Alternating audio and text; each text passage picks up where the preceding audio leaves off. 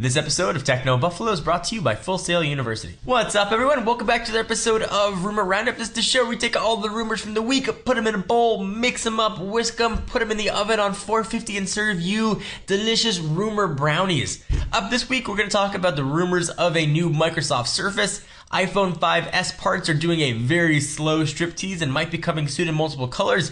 Galaxy S4 Mini shows its tiny head yet again. And HTC is saying no Nexus Edition 1 plan, but we might think otherwise. This is Rumor Roundup. Let's go ahead and start rounding them up.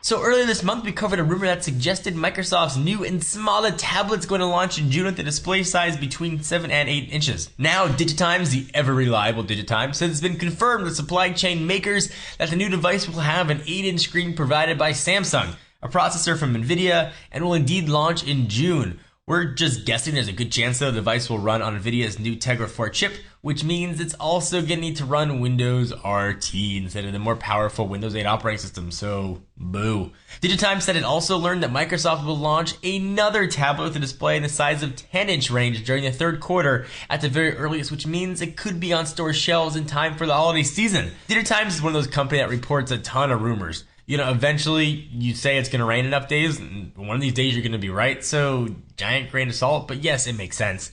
That'd be like me coming out and saying, Apple's exclusive story, Apple's going to release a new phone this year. And you're just like, yeah. No duh. So several new parts that are allegedly being used for the iPhone 5S spilled into the internets Thursday. Some parts include the motor assembly that's used to power the vibrating mechanism on the phone, a tweaked loudspeaker part, a Wi-Fi flex cable ribbon, and the SIM tray slots. Super exciting, I know.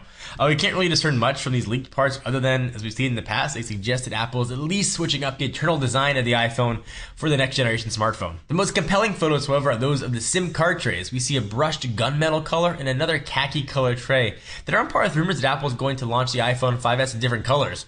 So maybe there'll be a khaki color to match my pants. Galaxy S4 Mini is showing its face yet again. We actually recently published a gallery that included several photos of Samsung's as of yet still unannounced Galaxy S4 Mini. So we now have a few more pictures to add to that batch thanks to smartnews.bg. Can't really tell too much from the photos except that it appears the Mini's got a different finish than the full version of the Galaxy S4. It does, however, still have the faux metal stripe running around its borders and maintains the home button at the bottom of the screen. So the S4 Mini won't be as powerful as the older brother, of course. It's expected to pack a 1.6 GHz dual-core processor, 1 GB of RAM, and a smaller 4.3-inch display with a 960 by 540 resolution.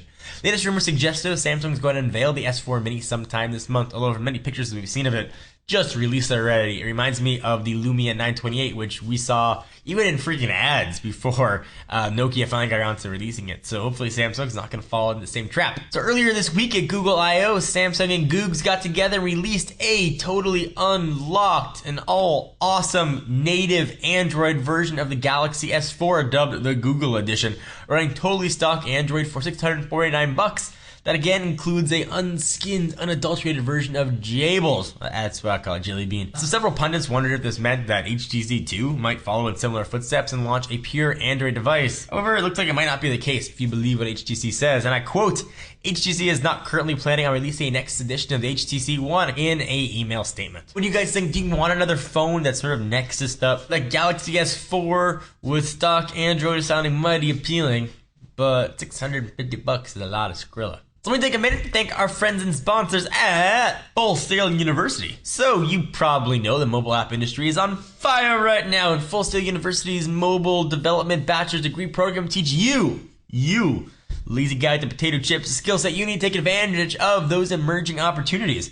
Courses are delivered through Full Sail's immersive online education platform, which maximizes capabilities of the Mac. That's because you're going to be given a MacBook Pro, giving you a learning experience unlike any other. So between the App Store and Google's Play Store, over 50 billion apps have been downloaded and growing with really no signs of slowing down. If you are ready to master the technology and software to compete in this rapidly growing industry, visit fullsail.edu/technobuffalo to learn more about this online degree program. Again, fullsail.edu/technobuffalo. Let me step aside from the rumors for just 1 second and tell you should check out Techno Buffalo's Driven, where we talk about the latest from the world of cars. On this week's show, we are talking about freaking flying cars. If you want to see it, check out right here on Lucy's face, or link is going to be down below to check it out. Thank you guys for watching the episode of Rumor Roundup. I'm your host, John Rettinger. Please give this video a thumbs up. We most definitely appreciate it. Subscribe if you haven't yet. And of course, check us out at technobuffalo.com for the latest and greatest tech news. I am John Rettinger, and I'll see you in the next video.